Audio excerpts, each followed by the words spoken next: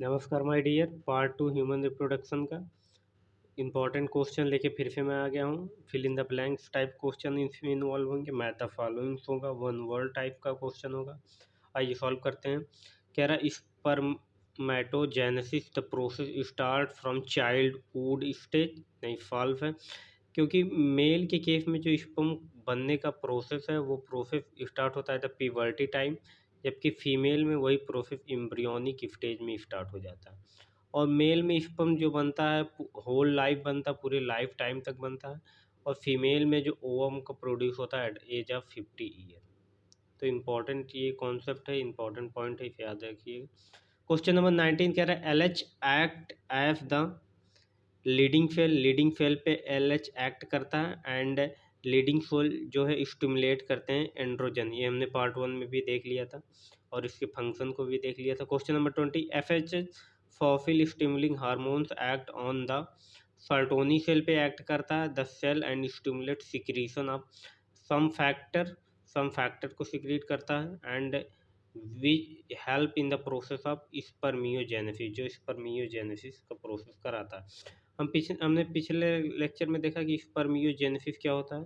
Spermiogenesis होता है कि मैच्योर स्पर्म का फॉर्मेशन हुआ है, स्पर्मेटोगोनिया का फॉर्मेशन होना। मतलब बात की जाए तो स्पर्मेटोजोआ का फॉर्मेशन होना, स्पर्मेटिड से स्पर्मेटोजोआ का फॉर्मेशन होना, वो स्पर्मियोजेनेसिस कराता है। Next question number 21 the sperm head contain an elongated haploid nucleus होता है। Question number 22 acrosome enzyme help in fertilisation of ovum. Ovum को फर्टिलाइजेशन में हेल्प कराता है एक्रोजोम। एक्रोजोम क्या होता है? स्पर्म के हेड का ये पोजीशन, इसमें एंजाइम्स होते हैं। एक्रोजोम एंजाइम्स जो है वो हेल्प कराता है fertilisation of ovum. Question number 23 secretion of which part is initial for maturation and motility of sperm? Epididymis and seminal vesicle prostate gland. Seminal vesicle का जो सीमन में परसेंटेज है 60 to 70% है। प्रोस्ट्रेट का 5%, प्रोस्ट्रेट का 20 to 25% है। ये pair में होता है, ये सिंगल्स होता है। तो मल्टी रिवीजन ऐसे करते रहेंगे तो कॉन्सेप्ट बूस्ट करता जाएगा। स्पर्म क्या होता है? Sperm plus seminal plasma equal to semen. Semen को हम स्पर्म प्लस सेनाइमल प्लाज्मा बोलते हैं। सेनाइमल प्लाज्मा में आता है seminal vesicle, prostate gland, bulbourethral gland. Question number 25 की बात करें the function of male sex एफेफरी duct and glands are maintain by androgen. Androgen का काम ही होता है कि फंक्शन करना मेल सेक्स एफेफरी ducts and glands and maintaining का काम करना। क्वेश्चन नंबर 26 की बात करते हैं विच of the following is not a part of female reproductive system? Ovary है, ओवडक है, यूट्रस है, वास डिफेंसिया नहीं है, हाइमन है। वास डिफेंसिया ये मेल पार्ट का मेल एफेफरी डक है, जो कि जब हम एपिडिडाइमस से बाहर निकलेंगे तो वास डिफेंसिया के थ्रू ये ऊपर जाता है और वास डिफेंसिया फेनाइमल वेसिकल मिलके एक डक का फॉर्मेशन कहते हैं, जिसको इजेकुलेटरी डक कहा जाता है, जो काफ़ी ज़्यादा important. Next question number 27 ovary are the primary sex organ. Primary sex organ का मतलब ऐसे होता है जो गैमिट बनाते हैं, गोनैड गैमिट, जो गैमिट का फॉर्मेशन करते हैं। फीमेल के केस में ओवरी है और मेल के केस में क्या है? मेल के केस में टेस्टिस है, जो कि स्पर्म का फॉर्मेशन करते हैं, जो कि गैमिट फॉर्मेशन करते हैं। क्वेश्चन नंबर 28 की बात करें ovary produce the female gametes and several steroid hormones. ये बात इंपॉर्टेंट है कि कई बार हमको पता कि ओवरी फीमेल गैमिट बनाता, बट हम उस चीज़ को भूल जाते कि सेवरल हार्मोन्स बनते हैं, जिसको स्टेरॉयड कहते हैं, स्टेरॉयड हार्मोन्स कहते हैं। Question number 29 each ovary are about 5 to 8 centimetre length in the human. False है, 5 to 8 नहीं होता, 2 to 4 सेंटीमीटर होते हैं। क्वेश्चन नंबर 30 द ओरी stroma is divide into 2 zone, peripheral जिसको कॉर्टेक्स कहते हैं एंड इनर को मेड्यूला कहते हैं, मेड्यूला।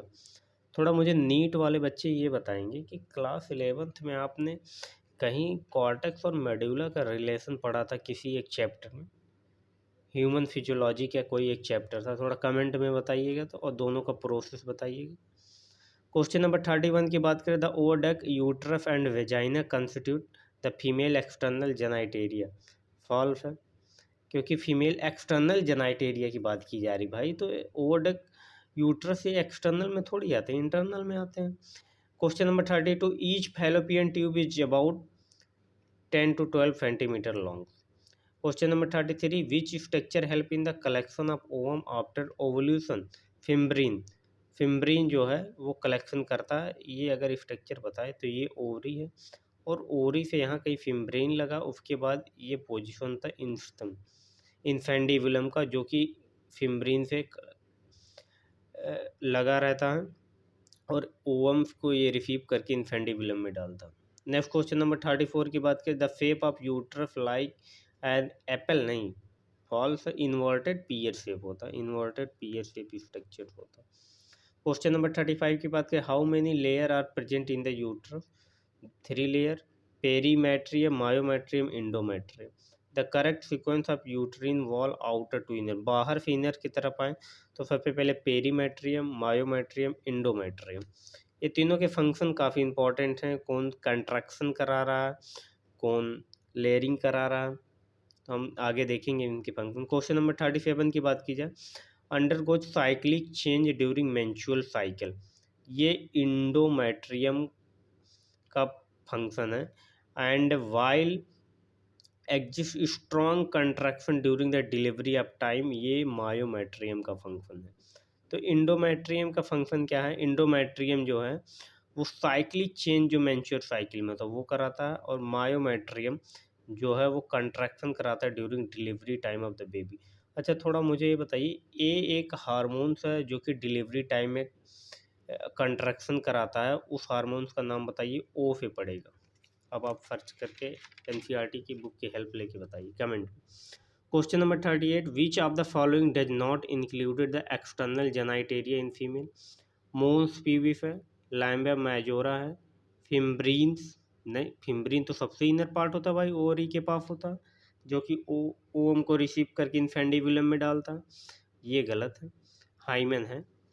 क्वेश्चन नंबर 39 की बात की जाए, मोस प्यूबिस, कर्सी ऑफ फैटी टिश्यू, माइना labia majora, fleshy fold tissue, clitoris, clitoris है, tiny finger like structure, and labia minora जो कि पेयर फोल्ड टिश्यू है।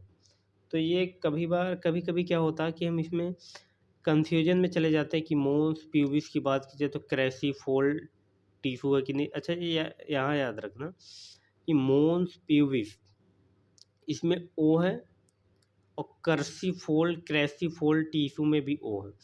और बात करें लैम्बा माइजोरा की, तो इसमें ए है दोनों में, लैम्बा माइजोरा में, तो फ्लैसी में ए नहीं है। पहले पहले वर्ड से रिलेट करवाइएगा, ठीक है। तो इस कुछ तरीके से याद करेंगे तो आपको याद करने में आसानी होगी।